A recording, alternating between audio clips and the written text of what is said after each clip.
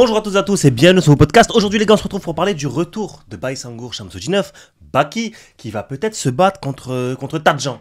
Tadjan, oui on l'a évoqué hier les gars, vous allez vous demander, mais pourquoi il répète, tu dis ça 20 fois, c'est bon les gens ils ont compris. Ben en fait non je répète pas, c'est parce que hier on parlait de Tadjan avec Cédric Doumbé. Mais comme vous le savez, Cédric Doumbé et Baysangour Shamsudinov, les deux ne se séparent plus, c'est vraiment des frérots, hein, j'ai l'impression, depuis qu'ils se sont battus et depuis l'histoire de l'épine, l'épine a scellé des liens. L'épine a scellé des liens que rien d'autre n'aurait pu sceller autant. Donc là quand on parle de Cédric Doumbé, juste après on parle de Baysangour Shamsudinov, voilà, c'est pas méchant. Les deux ils sont amis. Au final, ils se trash talk, etc. Mais c'est jamais méchant. J'ai l'impression qu'ils s'entendent plutôt bien dans le fond. Et aujourd'hui, on parle de Baysangour Shamsudinov. Je bégaye, je m'arrête 2 minutes. De Baysangour Shamsudinov, pourquoi? Parce que lui aussi a été call-out par Tadjan. Alors si vous avez suivi la vidéo d'hier, faut être à l'affût sur une vidéo tous les jours. Je sais qu'il y a beaucoup de débit, mais il faut quand même suivre, je vais vous expliquer. Si vous avez suivi la vidéo d'hier, ou si vous ne l'avez pas suivi, je vous l'explique. Tadjan, c'est le champion du PFL, il vient de prendre la ceinture du PFL. Là, il a battu Jason Jackson, il a battu beaucoup de gros noms, c'est un gars très sérieux. Il est en 11 victoires, 0 défaites. On va se rendre sur son tapologie de nouveau tout à l'heure. Il a call-out dans une interview, il a dit qu'il aimerait combattre, bon, il a dit plusieurs noms, mais il a aussi dit Cédric Doumbé et Baki pour augmenter sa fame, etc. Ce à quoi Baki a répondu, mais ça, on n'en parle pas tout de suite. Vous savez, on en parle après quoi? Je vous laisse me le dire. Toi, derrière la caméra, t'as eu bon, après le générique.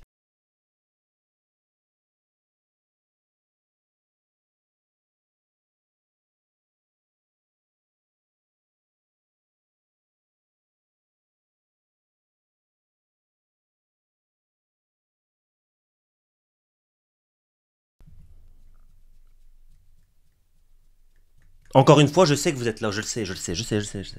C'est pas un bug au montage, je sais que vous êtes là. Mais j'attends quoi?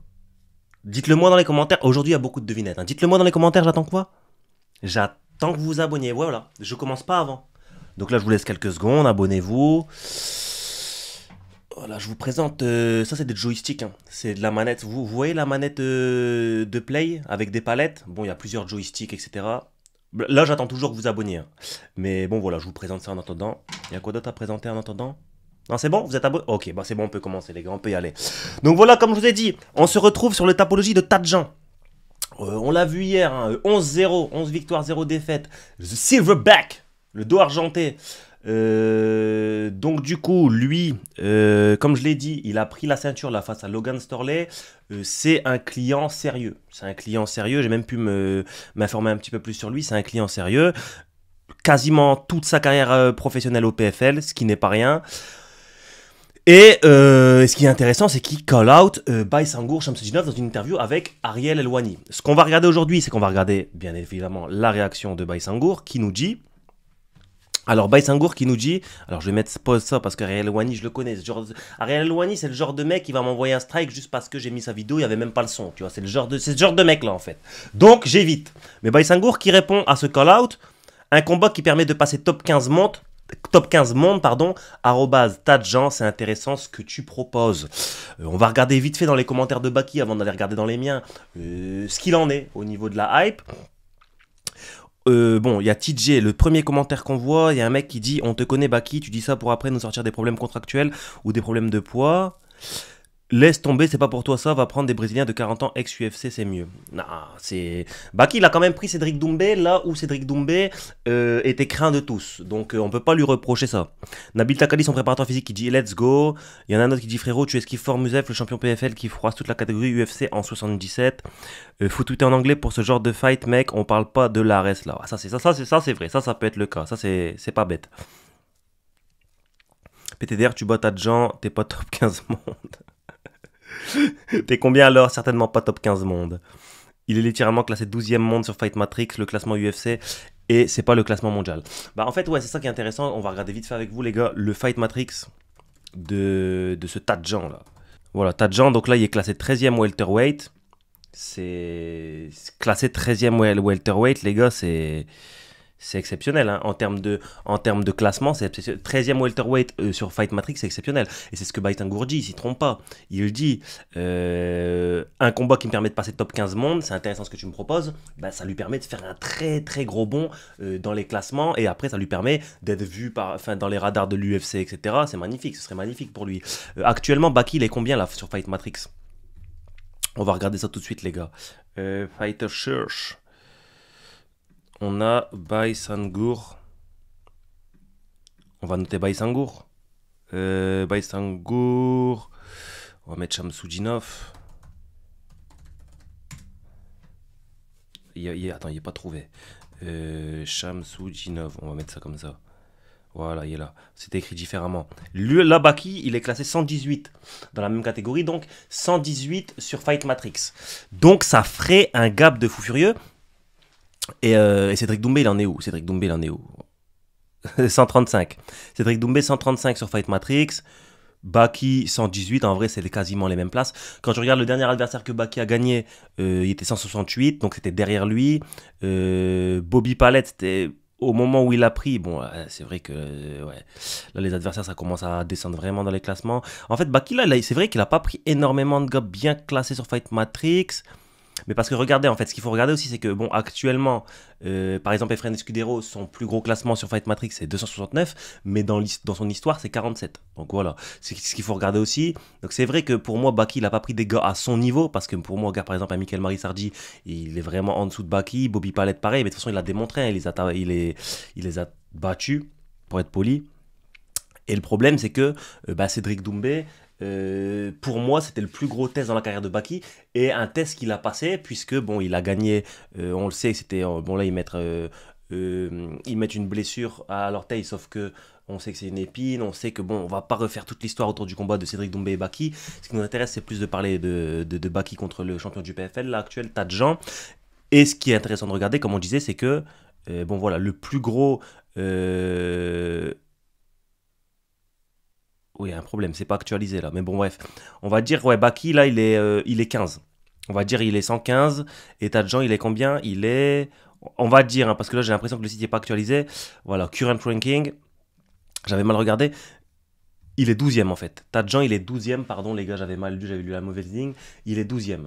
Donc c'est encore mieux pour Baki qui lui est 115 et qui va pouvoir prendre un gros gap de presque plus de 100 places, 103 places pour venir se hisser au sommet de Fight Matrix et taper dans l'œil de l'UFC, etc., etc. Ce serait une grosse porte d'entrée pour lui. Je vous ai demandé ce que vous en pensez. Vous en pensez quoi les gars? Répondez-moi en commentaire s'il vous plaît, je vais vous lire en vidéo comme je le fais à chaque fois. On vous donne la parole et on a un premier commentaire qui nous dit... je pense qu'il est nécessaire de rappeler que Guillaume Pelletier est chauve. C'est important de le rappeler. On a un autre commentaire qui nous dit « Pour lui, ce combat est plus intéressant, mais pour le public, beaucoup moins. Énormément de personnes veulent la revanche contre Doumbé. » Effectivement, énormément de personnes veulent la revanche contre Doumbé, mais c'est pas impossible parce que bon, on a Cédric Doumbé là qui est blessé au poignet. Je vous disais hier dans la vidéo d'hier que c'était le principal problème avec lui, c'est que bon, on sait pas quand il va revenir. Si Baki, il vient, il combat le champion du PFL entre-temps, il arrive à gagner... Il se propulse vraiment en termes de classement. Il arrive à gagner, il prend la ceinture du PFL. Et après, il peut combattre contre Doumbé. Parce que pendant ce temps-là, Cédric Doumbé, il aura eu le temps de faire son opération, etc., etc. S'il arrive à faire ça, franchement, pour Baki, c'est le truc rêvé. Hein, parce que bon, on sait qu'il a perdu beaucoup de temps au niveau contractuel, etc. Là, il va pouvoir revenir, prendre 103 places au classement. Il prend le 12e mondial là, sur Fight Matrix. Il va pouvoir se classer dans le top au niveau du classement. Il va pouvoir reprendre Cédric Doumbé en revanche. En tout cas, s'ils veulent le faire. Peut-être qu'après, il se dira « Ouais, je suis champion, je suis 12e mondial, etc. J'ai plus envie de le faire. » Peut-être. Mais pour lui, c'est magnifique. C'est magnifique de faire ça. On a TJ. Bon, il y a TJ qui reparle. TJ, j'ai l'impression qu'il n'aime pas beaucoup Baki. Bon, on va lire quand même ce qu'il dit. Il parle pour rien. Toute sa carrière, Baki a pris zéro risque dans les match-up. Et même en combat dans le style. Ça, c'est pas vrai. Baki, quand il a combattu Cédric Doumbé, c'était un énorme risque. Et j'étais le premier à le dire, c'est un énorme risque. Et quand tu regardes que Baki, à l'âge de, je crois, 22 ans, il combattait à Bercy. Pas Bercy, qu'est-ce que je raconte? Il combattait où? Il combattait... Attends, c'était où qu'on a... Je suis un fou, c'était où? J'y étais en plus, je sais même plus c'était où le combat Baki contre Doumbé. Non, c'était Bercy. Ouais, c'était Bercy. Ouais, ouais, voilà. Il combat à Bercy devant toutes ces personnes et il arrive à supporter la pression avec tout le monde qui crie Baki t'es mort, Baki t'es mort. Il arrive à supporter cette pression. Il prend le main event. C'est monstrueux contre Cédric Doumbé qui a une patate de folie et qui avait éteint un collègue à lui il y a pas longtemps. Non, tu peux pas dire que Baki a pris zéro risque dans ses match-ups. Ça, c'est pas vrai. Maintenant, c'est vrai que Baki, il est tombé plus souvent contre des gars en fait, il leur a tellement roulé dessus qu'on se disait, bon, voilà, il y a pas de match et on voulait voir Baki contre un mec meilleur. Mais son combat contre Cédric Doumbé, il a montré à tout le monde qu'il n'avait pas peur de prendre l'adversité.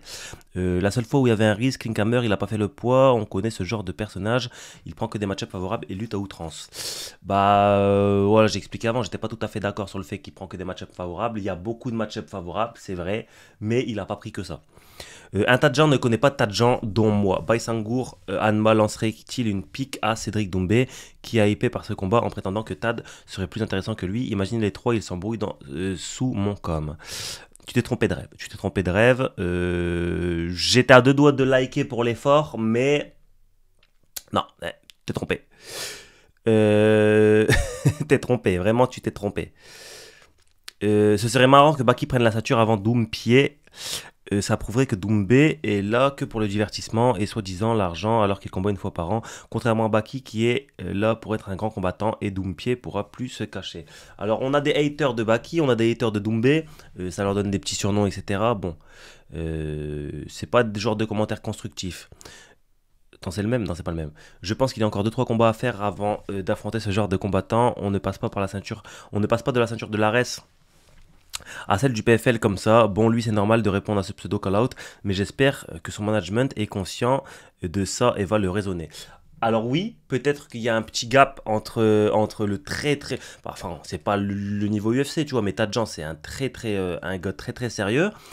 Il y a peut-être une différence entre lui et le dernier adversaire que Baki a pris pour la ceinture de l'Ares. Ça, c'est vrai. Maintenant, si son management c'est ses frères, je crois. Si ses frères, ils sont conscients de son potentiel, et c'était ce qui s'est passé avant le combat contre Doumbé. J'étais le premier à dire Baki va perdre, Baki va perdre, Baki va perdre. Et lui et ses frères étaient hyper confiants. Et au final, il a gagné. Donc vous pouvez me dire oui, vous pouvez me dire ce que vous voulez, oui, il y a eu une blessure, il était en train de perdre le combat, etc. Il allait perdre le troisième round, oui, d'accord. Mais là où on pensait qu'il allait se faire éteindre, il s'est pas fait éteindre. Il a fait un très très beau combat debout. Il a donné du répondant à Cédric Doumbé. À l'inverse, Cédric Doumbé lui a donné du répondant au sol, etc. C'est un combat très très équilibré, millimétré. Et Baki avait raison de croire en lui, puisqu'au final il s'en sort avec la victoire, peu importe la manière. Donc dire oui, on passe pas de la ceinture de l'Ares à celle du PFL, j'espère que son management, d'un point de vue, si tu réfléchis comme ça froidement, tu dis oui.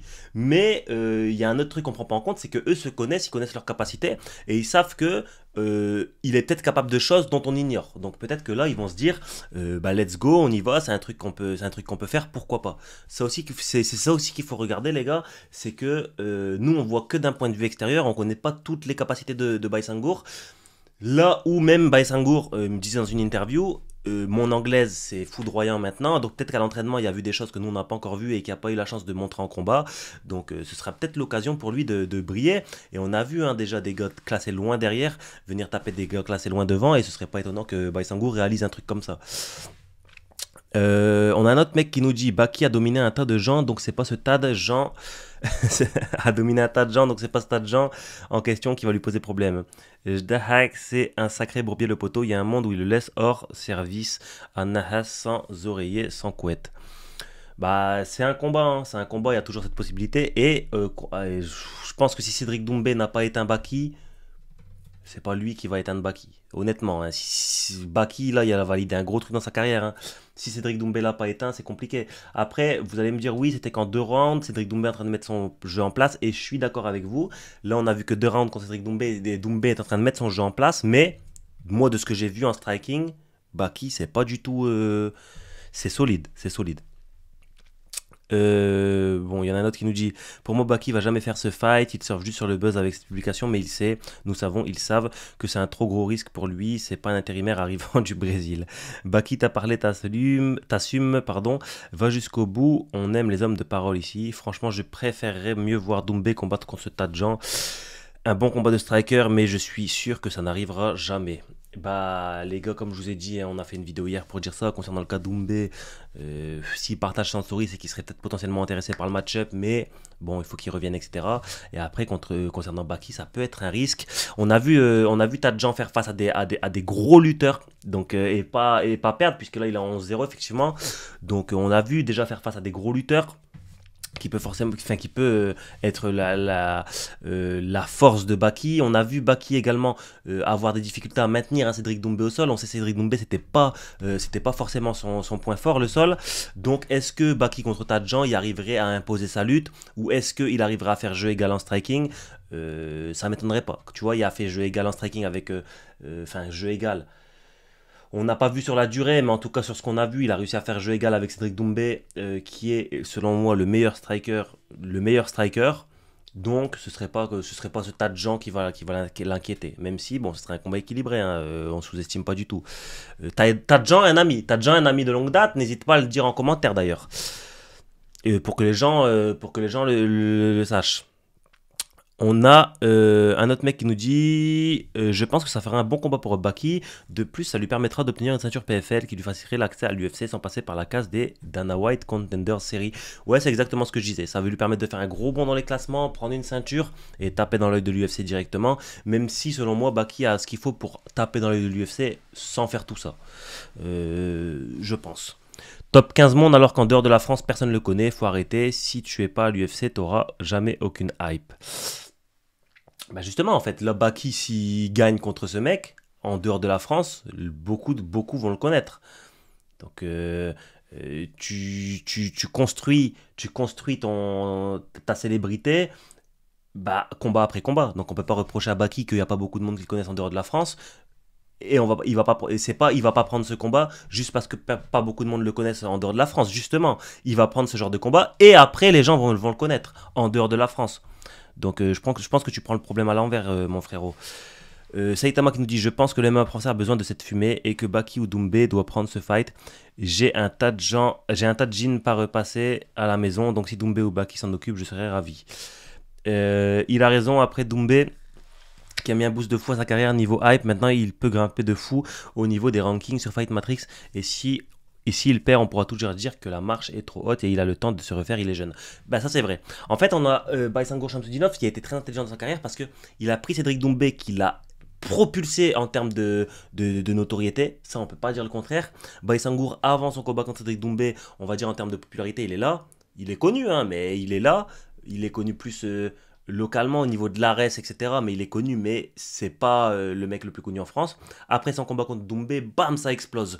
Et là, on se retrouve dans une situation où il peut connaître la même explosion, pas au niveau de la hype, mais au niveau de la légitimité sportive et au niveau des classements. On l'a vu tout à l'heure, hein, Baysangour classé 115e Fight Matrix, Tadjan classé 12e Fight Matrix, ça peut lui faire un bond de 103 places exceptionnel. Que Cédric se repose, en plus il a sa box pasta sana à finir. Ultra intéressant. Ouais, mais les gars, les gars, vous mettez des photos, faut pas mettre de photos là, vous mettez des photos avec du sang et tout, je sais pas, je pense qu'ils vont, je sais pas, YouTube, je sais pas s'ils aiment ça, hein. Bref, il y en a un autre qui nous dit ultra intéressant pour lui, s'il veut l'UFC, il faut ce genre de combat pour vraiment passer un step. Big J qui dit c'est un combat plus intéressant pour lui que la revanche avec Doumbé, sportivement parlant. En plus, Doumbé est blessé, donc la revanche ne se fera pas avant l'année prochaine. Donc si d'ici là, un fight pour grimper dans les classements et prendre en palmarès, c'est gagnant pour lui. C'est exactement ce que je disais. En fait, là, Baki se retrouve dans une situation où il faut qu'il combatte. Il peut pas passer sa vie à attendre Cédric Doumbé. Cédric Doumbé, là, il faut qu'il fasse un régime, il faut qu'il se fasse opérer, il faut qu'il fasse ci, il faut qu'il fasse ça, il faut qu'il fasse ça, il faut qu'il fasse ça. Il peut pas tout le temps attendre. Ça, c'est normal. Et bien sûr, Cédric Doumbé, lui, il revient quand il veut, tu vois. Et quand il reviendra, il y aura des combats, il y aura des challenges à sa portée. Il n'y a pas de problème. Mais Baysangour, lui, il est en forme. Il faut qu'il combatte, il faut qu'il reste actif, donc il peut pas l'attendre tout le temps. On pensait que la revanche elle allait se faire à la suite du premier combat, elle s'est pas faite, il y a eu tout 2025 qui est passé. Là, Baki dans une interview, il me disait, il aimerait bien le faire fin 2025. Au final, on apprend que Cédric Doumbé est blessé au poignet, donc il va Ils vont sûrement le faire, il va sûrement revenir en 2026. Baki, il peut pas attendre tout ce temps. Et c'est bien, là, il a pris la ceinture de l'Ares, il reste actif, etc. Et là, bon, un combat comme ça lui permettrait de rester actif, de prendre énormément de place au classement, d'avoir un nouveau statut. Et pourquoi pas, si après, par chance, Cédric Doumbé il revient dans le bon timing, bah faisons-le. Mais je pense que Baki, faut pas qu'il fasse une fixette sur Doumbé, la revanche avec Doumbé. Et ça, je pense qu'il a déjà bien compris. Et même son management, je pense qu'ils l'ont déjà bien compris. Et c'est pas, je pense que c'est pas leur but. Bon les gars, je pense que... Alors je vais essayer de vous lire encore un petit peu. On est bien, on est bien. Je dirais rien, tu dis pas tous les coms en vidéo sauf les comptes connus. Voilà. Il s'est trompé le mec. Il s'est trompé. Il s'est vraiment trompé. En plus, juste avant j'allais arrêter de lire. Hein. Comme par hasard, j'ai lu. Donc je vais liker. C'est une belle opportunité et pour moi, il est bien plus légitime que Doumbé car il est invaincu et champion Ares. Il a déjà le niveau pour prendre des mecs du top 15 welter UFC qu'il fonce. J'espère juste qu'il ne va pas s'éterniser au PFL par la suite. Bah, c'est ça. En fait, c'est que cette opportunité, globalement, ce qu'il faut retenir, les gars, c'est que cette opportunité pour Baki, elle est bonne. Après avoir pris un boost de popularité grâce à Cédric Doumbé, il va peut-être prendre un boost de légitimité et de classement grâce à Tadjan et prendre la ceinture du PFL, pourquoi pas. À ce stade-là, ça reste une hypothèse, ce combat va pas se faire, c'est pas, les contrats sont pas encore lancés et tout, mais je réagis à l'actualité que tous les jours comme vous avez l'habitude maintenant, et je devais parler de ça parce que hier j'ai dit on parle de Cédric Doumbé, Baki n'a pas encore répondu, aujourd'hui Baki a répondu. Bah, let's go, on parle de lui, et c'est pour ça que j'essaie dans cette vidéo de vous expliquer un petit peu moi ce que j'en pensais et essayer de vous lire surtout. C'est ça le but de ce nouveau format, c'est que j'essaye certes de parler, de vous donner mon avis, et c'est à chaque fois, je lis un commentaire, je donne mon avis juste après, mais je lis un commentaire parce que votre avis compte aussi. Donc voilà, Baki, tout intérêt pour lui à rester actif, pourquoi pas prendre de gros challenges contre lui, comme lui, et Baki a l'air chaud, hein, et ça peut lui faire un gros un gros boost au classement, et en termes de légitimité, bon, ça va peut-être un peu influer sur sa popularité, mais pas autant qu'avec Cédric Doumbé. Donc pour lui, vraiment magnifique de faire ça. Si après, par miracle, Cédric Doumbé revient, il le prend et ils font leur revanche. Et après, voilà. Après, comme il le dit, il ne faut pas s'éterniser au PFL. Le PFL, ce serait peut-être un moyen d'entrer à l'UFC, peut-être avec une plus grosse bourse. Parce que si Baki prend la ceinture du PFL, bien sûr, il rentrera à l'UFC. C'est sûr. Et en plus, avec une plus grosse prime. Donc voilà les gars, je pense qu'on a fait le tour. N'hésitez pas dans les commentaires à me dire ce que vous en pensez. Un combat Baki contre le champion actuel du PFL. Qu'est-ce que vous en pensez les gars? Est-ce que ça vous chauffe? N'hésitez également pas à mettre un like à la vidéo et à vous abonner. J'essaie de faire une vidéo par jour, je donne du mien, donnez du vôtre. Si vous voulez soutenir ce nouveau format, si vous voulez soutenir la chaîne, me soutenir directement, n'hésitez pas à mettre un like et à vous abonner. Et accessoirement, il y a les souscriptions. Il y a les souscriptions, mais ça, c'est essentiellement en live. Tu vois, quand on est en live entre nous, il y a beaucoup de gens qui s'abonnent, qui se sub. C'est quand on est en live essentiellement. Le combat Dricus du Plessis contre Khamzat Chimaev. Je serai en live. Donc ce sera peut-être l'occasion pour vous de venir si vous n'avez jamais participé à un de mes lives. J'essaie de faire monter des gens en vocal, etc. Donc ça, ce sera magnifique, je pense. On fera ça dans 2 semaines. Et voilà les gars. Et ma chaîne secondaire également, première ligne de la description. Manga, football, film, série, vlog, tout. Isma World, première ligne de la description. Je vais essayer de mettre une vidéo ce week-end. C'est pas sûr, mais je vais essayer. Voilà les gars, on se dit à demain pour une nouvelle vidéo. Ciao.